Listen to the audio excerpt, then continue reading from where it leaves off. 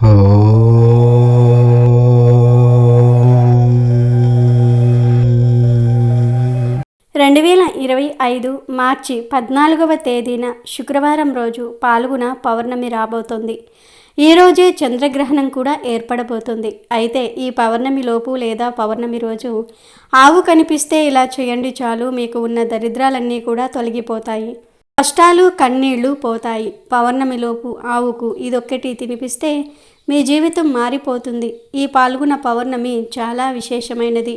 ఈరోజే హోలీ పండుగను జరుపుకుంటారు. పాల్గొన పౌర్ణమికి హోళికా పౌర్ణమి అని పేరు. కార్తీకంలో దీపారాధనకు, మాఘమాసంలో పుణ్యస్థానాలకు ఎంతో విశిష్టత ఉంది. ఇక విష్ణువుకు ప్రీతికరమైన పాల్గొనంలో శ్రీమన్నారాయణుని ఆరాధించే వారికి సకల సంపదలు కలుగుతాయి. బాలకృష్ణుణ్ణి పాల్గొన మాసం పూర్ణిమ తిథిలో ఉయ్యాలలో వేసినట్లుగా పురాణాలు చెప్తూ ఉన్నాయి. ఈ సందర్భంగా పశ్చిమ బెంగాల్లో హోలీ రోజున శ్రీకృష్ణుడి ప్రతిమను ఉయ్యాలలో వేసి డోలికోత్సవం జరుపుతూ ఉంటారు. హోలీ రోజున శ్రీకృష్ణుడు రాధనను ఉయ్యాలలో వేసి రంగులు పులిమినట్లుగా కూడా చెప్తూ ఉంటారు. నవగ్రహాల్లో సూర్యుడు, నక్షత్రాల్లో చంద్రుడు ఎంతో శ్రేష్టమైనవారు. అలా పాల్గొన మాసంలో వచ్చే పౌర్ణమి ఎంతో విశిష్టమైంది. విష్ణు ప్రీతికరమైన పాల్గొనంలో వచ్చే పౌర్ణమి రోజున ఉసిరికాయతో దీపం వెలిగించి పూజించిన వారికి అష్టైశ్వర్యాలు సిద్ధిస్తాయి. జాతకంలో నాగదోషం ఉంటే ఈ రోజున హోమాలు జరిపిస్తే తొలగిపోతాయి. ఈరోజే హోలీ పండుగ చేసుకుంటూ ఉంటారు. చతుర్దశి నాడు కాముని దహనం జరిపి మరుసటి రోజు అనగా పాల్గొన పౌర్ణమి రోజు హోలీ పండుగను జరుపుకుంటారు. భారతదేశంలోనే కాకుండా నేపాల్, బంగ్లాదేశ్ దేశాల్లో కూడా వైభవంగా జరుపుకుంటారు. వసంతకాలంలో వచ్చే పండుగ కాబట్టి పూర్వం ఈ పండుగను వసంతోత్సవం పేరిట జరుపుకునేవారు. దీపావళి తర్వాత దేశంలో అత్యంత వేడుకగా జరుపుకునే పండుగల్లో ఇది ఒకటి. ఈ పండుగ సత్యయుగం నుంచి జరుపుకుంటున్నట్లుగా హిందూ పురాణాలు చెప్తూ ఉన్నాయి. హోలీ అంటే అగ్ని లేదా అగ్నితో పునీతమైనది అని అర్థం. అంతేకాదు ఈ పౌర్ణమి రోజే లక్ష్మీ జయంతి జరుపుకుంటూ ఉంటారు. ఈరోజే లక్ష్మీదేవి క్షీరసాగరం నుండి ఉద్భవించిందని నమ్ముతూ ఉంటారు. అయితే ఈ పౌర్ణమి లోపు లేదా పౌర్ణమి రోజు ఆవు కనిపిస్తే ఈ ఒక్క పని చేయండి చాలు, లక్ష్మీదేవి అనుగ్రహం కలుగుతుంది, దరిద్రాలన్నీ కూడా పోతాయి, మీ జీవితం అద్భుతంగా మారిపోతుంది, కటిక దరిద్రుడైన కోటీశ్వరుడిగా మారిపోతాడని శాస్త్రాలు చెప్తూ ఉన్నాయి. మరి ఈ పాల్గొన పౌర్ణమి రోజు ఆవు కనిపిస్తే ఏం చేయాలి అనే విషయాన్ని ఇప్పుడు మనం ఈ వీడియోలో వివరంగా తెలుసుకుందాం. అంతకన్నా ముందు ఆవు గురించి ఒక కథను విందాం. ఈ కథను పూర్తిగా వింటే లక్ష్మీదేవి అనుగ్రహం కలుగుతుంది కనుక స్కిప్ చేయకుండా వినండి. ఫ్రెండ్స్, ముందైతే కామెంట్ బాక్స్లో ఓం నమో భగవతే గోమాత్రే నమః అని కామెంట్ చేయండి. అలాగే ఈ వీడియోకి ఒక లైక్ కొట్టి మా ఛానల్ని సబ్స్క్రైబ్ చేసుకోవటం మర్చిపోవద్దు. ప్రాచీన కాలంలో ఒక నగరంలో గోపాల్ అనే వ్యక్తి నివసిస్తూ ఉండేవాడు. గోపాల్ ఇంట్లో తన భార్య, తన కొడుకు ఉండేవారు. అలాగే వీరికి ఒక తెల్ల ఆవు కూడా ఉండేది. గోపాల్ ఒక రైతు. తన పొలంలో ఏదో ఒక పని చేసుకొని ఆ పొలం ద్వారా వచ్చే ధనంతో ఇంటి ఖర్చులను చూసుకునేవాడు. గోపాల్ తన సొంత సంపాదనతోనే జీవితాన్ని గడిపేవాడు, కుటుంబాన్ని పోషించేవాడు. ఇది అలా ఉండగా గోపాల్ ఇంట్లో ఉండే ఆవు చాలా పాలను ఇస్తూ ఉండేది. గోపాల్ అవసరానికి తగ్గట్టుగా ఆవు పాలను అమ్ముకునేవాడు. కొన్ని రోజుల తర్వాత ఆవు పాలు ఇవ్వటం మానేసింది. ఇక ఆవుతో ఎలాంటి ఉపయోగం లేదని గోపాల్ ఆవును తీసుకుని వెళ్ళి అడవిలో వదిలేశాడు. అంతేకాని ఆవుకు అసలు ఏమైందో, ఎందుకు పాలు ఇవ్వటం లేదనే ఆలోచన కూడా చేయలేదు. గోపాల్ ఆవును అడవిలో వదిలేసి ఇంటికి వెళ్ళిపోయాడు. ఆవు కళ్ళ నిండా నీళ్లు వస్తూ ఉన్నాయి. ఆ ఆవు ఇలా అనుకుంటుంది, మనుషులు ఎంత తెలివైన వారు, తమ అవసరాలను తీర్చుకోవటం కోసం ఏ జీవినైనా ఉపయోగించుకుంటారు. ఆ తరువాత దాని అవసరం తీరిపోయాక అది చచ్చినా పర్వాలేదు అని బాధపడుకుంటూ అక్కడే ఆ అడవిలో జీవించటం మొదలుపెట్టింది. చాలా రోజులు గడిచాయి. ఆవు తనకు జరిగిన దాని గురించి ఇంకా బాధపడుతూనే ఉంది. ఆకలితో, దాహంతో ఏడుస్తూ ఉంది. ఆ తర్వాత ఆవు గర్భవతి అవుతుంది. గర్భవతి అయిన ఆవు ఒక ఊరిలోనికి వెళ్తుంది. అదే ఊరిలో మీనా అనే ఒక మహిళ నివసిస్తూ ఉండేది.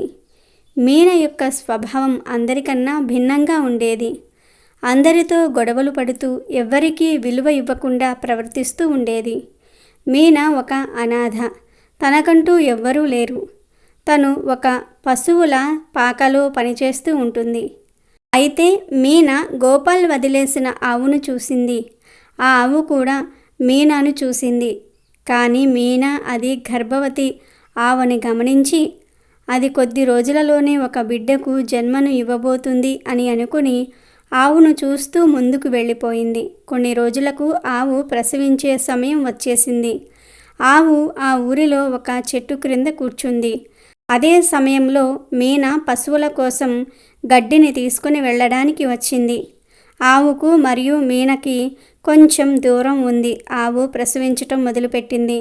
మీనా అక్కడ దగ్గర ఉండటం కారణంగా మీనాకి అర్థమవుతుంది ఆవు ఒక బిడ్డకు జన్మను ఇచ్చింది అని. ఆవు ఆ లేగ దూడను చూసి చాలా సంతోషిస్తుంది. కొంచెం సమయం తర్వాత ఆవు అటు ఇటు చూసింది. అక్కడే ఉన్న మీనాను చూసి మీనా దగ్గరకు వెళ్ళి ఇలా అంటుంది, అమ్మా, నేను ఇప్పుడే ప్రసవించాను. నువ్వు నాకు ఒక సహాయం చేయాలి. నా బిడ్డ కాళ్లతో నడవలేదు. 9 నెలల తర్వాత నా బిడ్డ కాళ్లతో నడుస్తుంది. ఇప్పుడు నువ్వు నా బిడ్డను ఎత్తుకుని నా మీద పెడితే నేను నా లేగదూడను ఒక సురక్షితమైన ప్రదేశానికి తీసుకొని వెళ్తాను. ఆవు మీనాతో ఇలా చెప్తుంది, నా బిడ్డ 9 నెలల తర్వాత తన కాళ్లపై తను నడుస్తుంది. నేను ఇప్పుడు ఇక్కడే ఇరుక్కుపోయినట్లయితే కొద్ది సమయంలోనే రాత్రి కూడా అయ్యేలాగా ఉంది. ఇప్పుడు నేను నా దూడను సురక్షిత ప్రదేశంలో ఉంచకపోతే ఏదైనా జంతువు వచ్చి నా దూడను తినేస్తుంది. దయచేసి నాకు సహాయం చెయ్యండి అని ప్రాధేయపడుతుంది. అప్పుడు ఆవు చెప్పిందంతా కూడా విని మీనా నవ్వటం మొదలుపెట్టింది. నువ్వు నీ బిడ్డను కాపాడుకోలేవా? సుఖంగా చూసుకోలేవా? నువ్వు ఎటువంటి తల్లివి అని వివిధ రకాల మాటలతో ఆవును దూషించి బాధపెడుతుంది. అవి విన్న ఆవుకు విపరీతమైన కోపం వచ్చి మీనాకు ఒక శాపం ఇస్తుంది. శాపం ఇస్తూ ఇలా అంటుంది, ఈరోజు నువ్వు నన్ను ఎగతాళి చేశావు. నీ పిల్లలు పుట్టిన వెంటనే నడుస్తున్నారు. కానీ నా పిల్లలు పుట్టిన 9 నెలల తర్వాత నడుస్తూ ఉన్నారు. అందువలనే నువ్వు నన్ను ఎగతాళి చేస్తూ ఉన్నావు. అందుకే నేను నీకు ఈ శాపాన్ని ఇస్తున్నా. ఈ రోజు నుంచి సమస్త మనిషి జాతి కూడా తమకు కలిగే సంతానం 9 నెలల తర్వాతే తమ కాళ్లపై నిలబడుతుంది. ఈ రోజు నుండి సమస్త మనిషి జాతి యొక్క శిశువులు జన్మించిన కొద్ది సమయం నుంచి వారు తమ కాళ్లపై నడవటం ప్రారంభిస్తారు అని గోమాత మీనాతో పాటు సమస్త మానవ జాతికి శాపం ఇస్తుంది.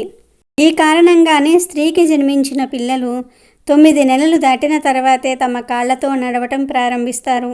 ఇదంతా కూడా గోమాత పెట్టిన శాపం వల్ల జరుగుతుంది అని పౌరాణిక పురాణంలో చెప్పబడుతుంది. ఆవు మీనాకు ఈ శాపం ఇచ్చిన తరువాత మీనాకు ఒక విషయం చెప్తుంది. ఎవరైనా సరే కష్టంలో ఉన్నప్పుడు వారికి ఎంతో కొంత సహాయం చేయాలి. అది మీ మిత్రులు అయినా శత్రువులు అయినా మీ సహాయం కోరి మీ వద్దకు వచ్చినప్పుడు వారికి సహాయం చెయ్యాలి. గోమాత మాటలు విని మీనా క్షమాపణ అడిగింది. నా వల్ల చాలా పెద్ద తప్పు జరిగింది, నన్ను క్షమించు అని అంటుంది. అప్పుడు గోమాత, నేను ఇచ్చిన శాపం వెనక్కు తీసుకోలేను. కానీ నేను నీకు చెప్పే విషయాలను నువ్వు అమలు చేస్తే నీ జీవితానికి ఎప్పుడో ఒకప్పుడు తప్పకుండా ఉపయోగపడతాయి అని ఆవు ఇలా చెప్పటం ప్రారంభించింది. ఎప్పుడూ కూడా ఏ వ్యక్తిపైనా కూడా ఎక్కువ విశ్వాసాన్ని పెట్టుకోకూడదు.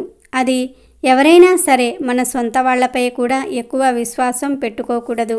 ఎందుకంటే మనం వారిపై పెట్టుకున్న విశ్వాసం వారికి అది మన బలహీనతలాగా ఉంటుంది. దానివల్ల ఇతరులు మన నుండి లాభాలను పొందుతారు. ఎప్పుడూ కూడా మనకంటే ఎదుటివారిపై ఎక్కువ నమ్మకాన్ని ఉంచుకోకూడదు. మీపై మీరు నమ్మకాన్ని కలిగి ఉండాలి. ఈ విధంగా సమస్త స్త్రీ జాతికి గోమాత శాపం ఇచ్చి ఈ విషయాలను చెప్పింది.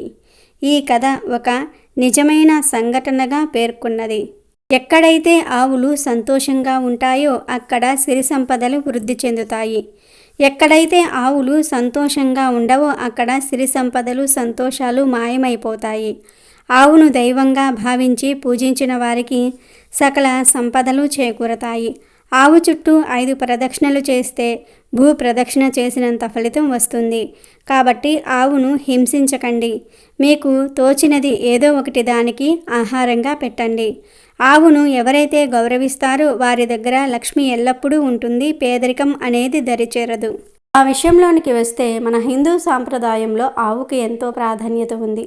ప్రత్యేకంగా పాల్గొన్న పౌర్ణమి రోజు మీకు ఏ సమయంలో అయినా సరే ఆవు కనిపిస్తే ఈ ఒక్కటి తినిపిస్తే చాలు, దరిద్రాలు, కష్టాలు, బాధలు అన్నీ తీరిపోతాయి. మీ జాతకం మారిపోతుంది. అపార ఐశ్వర్య యోగం కలుగుతుంది. ఏమీ లేదు, ఈ పౌర్ణమి రోజు ఆవు కనిపిస్తే ఆకుపచ్చ రంగులో ఉండే ఆకుకూరలను తినిపించండి.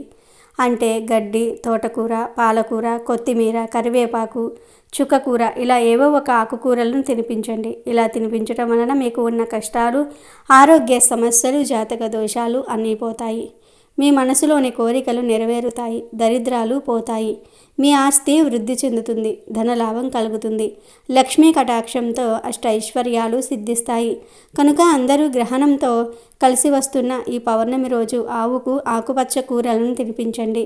ఇలా పౌర్ణమి రోజు ఈ పదార్థాలను భక్తితో గోవుకు సమర్పించుకుంటే మీకు ఉన్న సమస్యలు సులభంగా పోతాయి. తరగని ఐశ్వర్యం వస్తుంది. పాల్గొన పౌర్ణమి అనేది లక్ష్మీదేవికి ఎంతో ఇష్టమైన రోజు. ఎందుకంటే ఈరోజే లక్ష్మీదేవి పాలసముద్రం నుండి జన్మించిందని శాస్త్రాలు చెప్తూ ఉన్నాయి. కనుక ఈరోజు 2 వస్తువులను కొని ఇంటికి తెచ్చుకుంటే తరతరాలకు తరగని ఐశ్వర్యం వస్తుందని శాస్త్ర పండితులు చెప్తూ ఉన్నారు. మరి ఆ 2 వస్తువులలో మొదటిది అత్తరు. అత్తరు అంటే గులాబీ పూల వాసన వచ్చేది కానీ లేదా మల్లెపూల వాసన వచ్చేది అత్తరును కానీ ఈరోజు కొని ఇంటికి తెచ్చుకుంటే లక్ష్మీదేవి యొక్క సంపూర్ణ అనుగ్రహం లభిస్తుంది. ఎందుకంటే అత్తరంటే లక్ష్మీదేవికి ఎంతో ఇష్టం. అత్తరు బాటిల్ ఎక్కడైనా సరే దొరుకుతుంది. 30 రూపాయలు పెడితే చాలు అత్తరు బాటిల్ వచ్చేస్తుంది. ఈ పౌర్ణమి రోజు అత్తరు బాటిల్ కొని తెచ్చుకోవటం వలన కనీవిని ఎరుగని అదృష్టం వస్తుంది. తరతరాలకు తరగని ఆస్తి వస్తుంది. ఇలా రోజు అత్తరు బాటిల్ను తెచ్చి ప్రతిరోజు నీళ్ళల్లో కలిపి ఇంట్లో కొంచెం చిలకరించండి. ఎందుకంటే ఈ వాసన ఎక్కడ ఉంటే అక్కడ లక్ష్మీదేవి ఉంటుంది, దేవతలు ఉంటారు. కాబట్టి ఖచ్చితంగా పౌర్ణమి రోజు అత్తరు బాటిల్ని తెచ్చుకొని ఇంట్లో పెట్టుకొని శుభ ఫలితాలను పొందండి.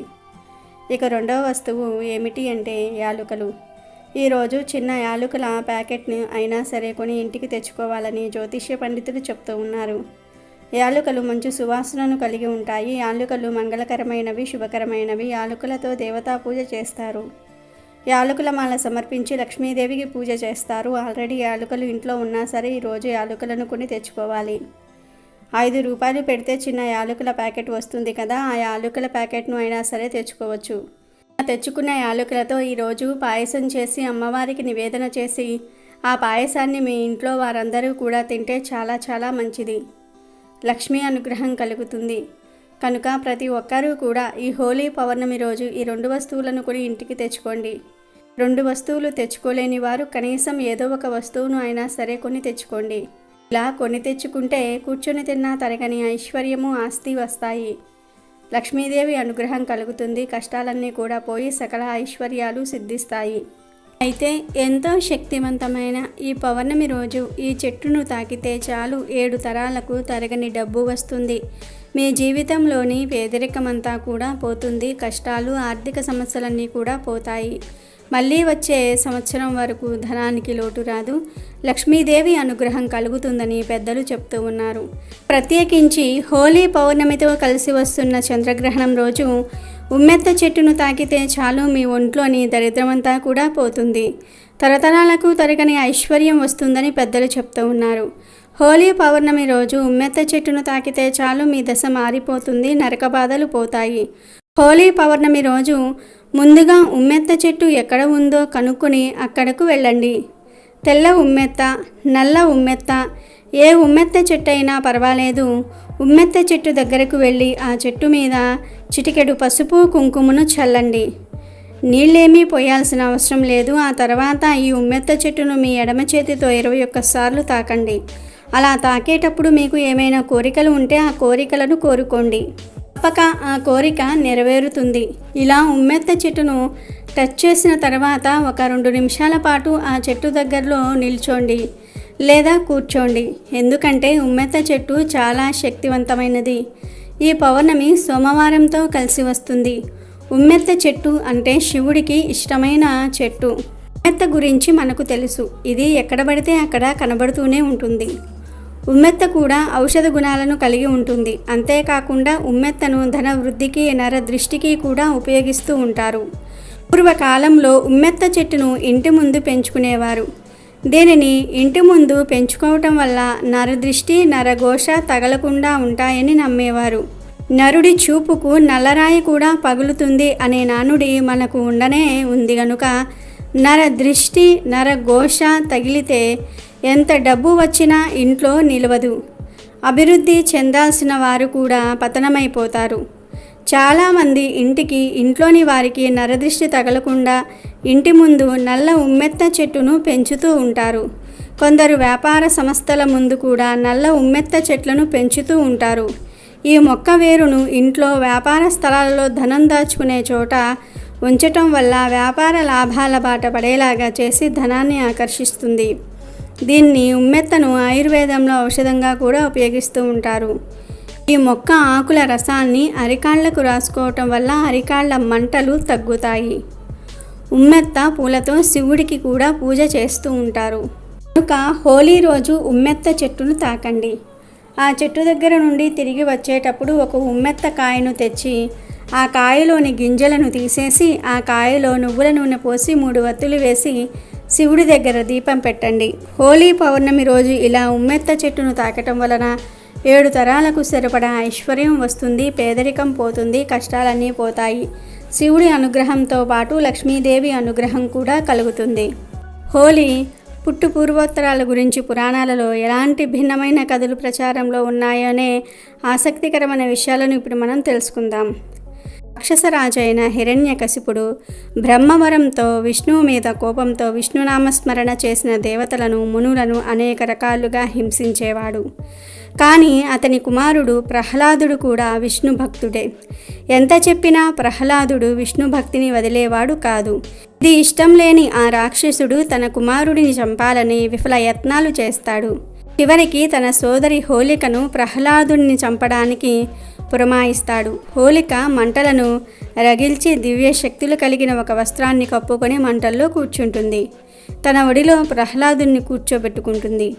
కానీ ఆమె మీద వస్త్రం ఎగిరిపోతుంది. ఆ సమయంలో ప్రహ్లాదుడు విష్ణునామ స్మరణ చేయటంతో ప్రమాదం నుంచి బయటపడతాడు. ఆ మంటలు హోలికను దహించి వేస్తాయి. ఈ సన్నివేశాన్ని గుర్తు చేసుకుంటూ చెడుపై మంచి సాధించిన విజయానికి చిహ్నంగా హోలీ ముందు రోజు కాముని దహనం, హోలీ దహనం రూపంలో మంటలు వేస్తారు. హోలికా దహనమైన రోజునే హోలీ అని పిలుస్తారనే ప్రచారం ఉంది. అందుకే కొన్ని ప్రాంతాలలో రాత్రివేళ హోలికా దహనం నిర్వహిస్తారు. హోలీ రోజు ఏర్పడే ఈ మహా సంపూర్ణ చంద్రగ్రహణం కేతుగ్రస్తంగా ఏర్పడుతుంది. సాధారణంగా చంద్రగ్రహణమైన, సూర్యగ్రహణమైన ఏర్పడినప్పుడు వాటి యొక్క ప్రభావం 12 రాశులలో 4 రాశుల వారికి శుభ ఫలితాలను, 4 రాశుల వారికి అశుభ ఫలితాలు, మిగిలిన రాశుల వారికి మధ్యస్థ ఫలితాలను ఇస్తాయి. ప్రత్యేకంగా ఈ హోలీ పౌర్ణమి రోజున ఏర్పడిన ఈ చంద్రగ్రహణం వల్ల 4 రాశుల వారికి గండం పొంచి ఉంది. ఈ 4 రాశుల వారు ఎంత జాగ్రత్తగా ఉంటే అంత మంచిది. అలాగే మరో 4 రాశుల వారికి ఈ చంద్రగ్రహణం అదృష్టాన్ని తెచ్చిపెట్టబోతోంది. ఈ 4 రాశుల వారికి అఖండ రాజయోగం కలుగుతుంది. మరి ఈ చంద్రగ్రహణం ఏ రాశుల వారికి శుభ ఫలితాలను ఇస్తుందో, ఏ రాశుల వారికి అశుభ ఫలితాలను ఇస్తుందో ఈ వీడియోలో తెలుసుకుందాము. అలాగే ఈ చంద్రగ్రహణ సమయం మనం ఎలాంటి జాగ్రత్తలు తీసుకోవాలో, ఏ పరిహారాలు చేయాలో కూడా ఈ వీడియోలో వివరంగా తెలుసుకుందాము. ఈ గ్రహణం ఎప్పుడైతే జరుగుతుందో గ్రహణానికి సంబంధించిన ముహూర్తం బట్టి ఏ రాశిలో గ్రహణం ఏర్పడిందో చూసి ఏ రాశుల వారికి కీడు జరుగుతుందో, ఏ రాశుల వారికి మంచి జరుగుతుందో చెప్పటం జరిగింది. కొన్ని లాభాలు జరుగుతూ ఉంటే కొన్ని నష్టాలు జరుగుతూ ఉంటాయి. ఈ చంద్రగ్రహణం ఏ రాశుల వారికి లాభాలను ఇస్తుందో తెలుసుకుందాము. ఈ చంద్రగ్రహణం సింహంలో ఏర్పడుతుంది. గ్రహణం ఏర్పడిన రాశి నుండి 3, 4, 8, 11 రాశులు ఏవైతే ఉంటాయో వారికి లాభాలు కలుగుతాయి. సింహం నుండి చూసుకున్నట్లయితే 3వ రాశి తుల, 4వ రాశి వృశ్చిక, 8వ రాశి మీనం, 11వ రాశి మిథునం. అంటే ఈ చంద్రగ్రహణం మిథున రాశి, తులారాశి, వృశ్చిక రాశి, మీనరాశి వారికి శుభ ఫలితాలను ఇవ్వబోతుంది. వీరికి ఈ చంద్రగ్రహణం నుండి అంటే ఈ మార్చి 14 నుండి అన్నిటిల్లో విజయాలు కలుగుతాయి. సమస్యలు తొలగిపోతాయి. కెరియర్ పరంగా ఉన్న అడ్డంకులన్నీ కూడా తొలగిపోతాయి. సమాజంలో కీర్తి ప్రతిష్టలు పెరుగుతాయి. మాటకు విలువ పెరుగుతుంది. ఉద్యోగాలు చేసేవారు మంచి ఉన్నతమైన పదవిని పొందుతారు. వ్యాపారాలు చేసేవారికి లాభాలు కలుగుతాయి. ఈ 4 రాశుల వారికి మార్చి 14 తర్వాత నుండి అంతా అనుకూలంగా ఉంటుంది. ఇంటి వాతావరణం బాగుంటుంది. కుటుంబంలో ఐక్యత ఏర్పడుతుంది. మిథున రాశి, తులారాశి, వృశ్చిక రాశి, మీనరాశి వారికి ఈ చంద్రగ్రహణం వల్ల అఖండ రాజయోగం కలుగుతుంది. ఇక చంద్రగ్రహణం అనేది ఉత్తర నక్షత్రంలో అనగా సింహరాశిలో జరుగుతుంది. ముఖ్యంగా సింహరాశికి చెందిన ఉత్తర నక్షత్రం వారు చాలా జాగ్రత్తగా ఉండాలి. ఇక ఈ చంద్రగ్రహణం ఏ రాశుల వారికి అశుభ ఫలితాలను ఇస్తుందో కూడా తెలుసుకుందాం. గ్రహణం ఏర్పడిన రాశి నుండి లెక్క పెట్టినప్పుడు 1, 2, 6, 7 రాశులు ఏవైతే ఉంటాయో ఆ రాశుల వారికి చంద్రగ్రహణం అశుభ ఫలితాలను ఇస్తుంది. సింహరాశి మొదటి రాశి కాబట్టి సింహరాశి వారు జాగ్రత్తగా ఉండాలి. ఇక సింహరాశికి 2వ రాశి కన్యారాశి, 6వ రాశి మకర రాశి, 7వ రాశి కుంభరాశి. అంటే ఈ చంద్రగ్రహణం సింహ, కన్య, మకర, కుంభరాశుల వారికి చెడు ఫలితాలను ఇస్తుంది. ఈ చంద్రగ్రహణం నుండి ఈ 4 రాశుల వారు ఎలాంటి జాగ్రత్తలు తీసుకోవాలో తెలుసుకుందాం. ఈ 4 రాశులకు చెందిన వారు ఆరోగ్యం విషయంలో, డబ్బు, ఆస్తుల విషయంలో, ప్రయాణాల విషయంలో చాలా జాగ్రత్తలు తీసుకోవాలి. చంద్రగ్రహణం తర్వాత నుండి ఈ 4 రాశుల వారి ఆరోగ్యం బాగా క్షీణించే అవకాశం కూడా ఉంది. ఆపరేషన్స్ చేయించుకున్నవారు, ఆపరేషన్స్ చేయించుకోవాలి అనుకునేవారు ఈ మార్చి 14 తర్వాత చాలా జాగ్రత్తగా ఉండాలి. అలాగే డబ్బును ట్రాన్స్ఫర్ చేసే విషయంలో, అప్పులు ఇచ్చేటప్పుడు జాగ్రత్తగా ఉండాలి. మీరు ఈ నెల ఎవరికైనా అప్పులు ఇస్తే రాతపూర్వకంగా ఏదైనా రాయించుకొని అప్పులు ఇవ్వండి. ఎలాంటి ఆధారాలు లేకుండా ఇతరులకు అప్పులు ఇవ్వకండి. తర్వాత మీరే నిందలు పడతారు. ఈ నెల 14 తర్వాత ఈ 4 రాశులకు చెందిన వారు నిందారోపణలు ఎదుర్కొంటారు. కుటుంబంలో గొడవలు జరుగుతాయి. గౌరవ మర్యాదలకు భంగం కలుగుతుంది. చెడు ఆలోచనలు పెరిగిపోతాయి. ఇల్లీగల్ పనులపై ఆసక్తి పెరుగుతుంది. మనసు స్థిమితంగా ఉండదు. కోపావేశాలను కలిగి ఉంటారు. ఇంకా మీరు ఎక్కడికైనా దూర ప్రయాణాలు చేయాల్సి వచ్చినా మీరు చాలా జాగ్రత్తగా ఉండాలి. ప్రయాణాల వల్ల చాలా గాయాలు అయ్యే అవకాశాలు కూడా ఉన్నాయి. లేదా మీరు మీ వస్తువులను పోగొట్టుకుంటారు. బైక్పై ప్రయాణాలు చేసేవారు, కారులో వెళ్ళేవారు తగినన్ని జాగ్రత్తలు తీసుకోండి. డ్రైవింగ్ ఫీల్డ్లో ఉండి పనిచేసేవారు చాలా జాగ్రత్తగా ఉండాలి. మీతో పాటు ఉన్న ప్రయాణికులను ఇబ్బంది పడకుండా చూసుకోండి. మీ అజాగ్రత్త వల్ల చాలా నష్టం జరుగుతుంది. సింహ, కన్య, మకర, కుంభరాశులకు చెందినవారు మార్చి 14 తర్వాత చాలా జాగ్రత్తగా ఉండాలి. విదేశాలలో వ్యాపారాలు చేసేవారు, వేరే ఇతర ప్రాంతాలలో వ్యాపారాలు చేసేవారికి నష్టం జరుగుతుంది. మీరు ఇతరుల చేత మోసపోయే అవకాశం కూడా ఉంది. మార్చి 14 తర్వాత మీరు ఎంత జాగ్రత్తగా, సహనంగా ఉంటే అంత మంచిది. ఇక ఈ చంద్రగ్రహణ ప్రభావం వల్ల ఏ రాశుల వారికి మధ్యస్థ ఫలితాలు కలుగుతాయో కూడా తెలుసుకుందాం. మేష, వృషభ, కర్కాటక, ధనస్సు ఈ 4 రాశుల వారికి మార్చి 14 తర్వాత నుండి మధ్యస్థ ఫలితాలు కలుగుతాయి. ఈ 4 రాశుల వారు గనుక లాభరాశులలో కలిసి ఉంటే లాభం కలుగుతుంది. అంటే మేష, వృషభ, కర్కాటక, ధనస్సు రాశులకు చెందినవారు లాభరాశులు అయినటువంటి మిథున, తుల, వృశ్చిక, మీనరాశులతో స్నేహం చేస్తే లాభాలు కలుగుతాయి.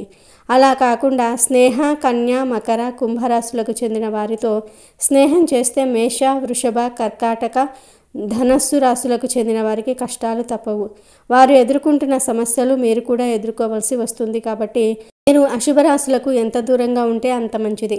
ఈ నెల 14వ తేదీ నుండి వచ్చే నెల 18వ తేదీ వరకు వీరితో సావాసం చేయకుండా ఉంటేనే మంచిది. మిథున, తుల, వృశ్చిక, మీనరాశుల వారికి మార్చి 14 తర్వాత అంటే చంద్రగ్రహణం తర్వాత లాభాలు కలుగుతాయి. మేష, వృషభ, కర్కాటక, ధనుసు రాశుల వారికి చంద్రగ్రహణం తర్వాత నుండి మధ్యస్థ ఫలితాలు కలుగుతాయి. ఇక సింహ, కన్య, మకర, కుంభరాశుల వారికి చంద్రగ్రహణం తర్వాత నుండి అశుభ ఫలితాలు కలుగుతాయి. వీరు ఏప్రిల్ 18 వరకు చాలా జాగ్రత్తగా ఉండాలి.